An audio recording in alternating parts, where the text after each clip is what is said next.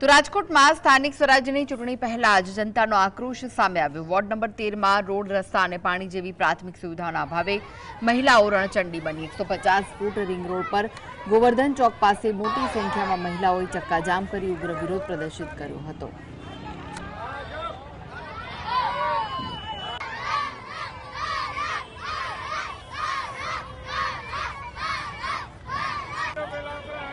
અત્યાર સુધી 20-25 વર્ષની અંદર એક પણ વખત રોડ બનેલા નથી અને રજૂઆત અવારનવાર કરી છે, પણ એક પણ પદાધિકારી કે 4 કોર્પોરેટર શ્રી કોઈને અહીંયા આવવામાં ઇન્ટરેસ્ટ નથી। એમ કહે છે કે ભાઈ અમે તમારી ગ્રાન્ટ આવશે, તેથી 25 વર્ષની અંદર ગ્રાન્ટ 20-25 વર્ષ થવા આવ્યા મહાનગરપાલિકામાં ભેળો આ વિસ્તાર એમને તો એક પણ વખત આવ્યા નથી।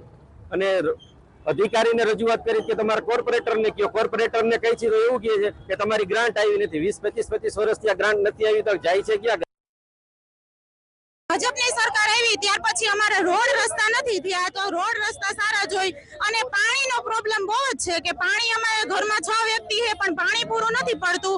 પાણી પૂરતું જોઈ નળ બરોબર નથી આવતા, લાઈનો તૂટી ગઈ છે એ કોઈ હમી કરવા નથી આવતા, કચરા વાળા નથી આવતા, વારવા વાળા વ્યવસ્થિત નથી આવતા અને અમે બહુ જ હેરાન હી। કહેવાય મચ્છોમાનું મંદિર પણ કોઈ જાતની વ્યવસ્થા નથી। મચ્છોમાના મંદિર પાસે રોડ હોવો જોઈએ, બદલ રોડ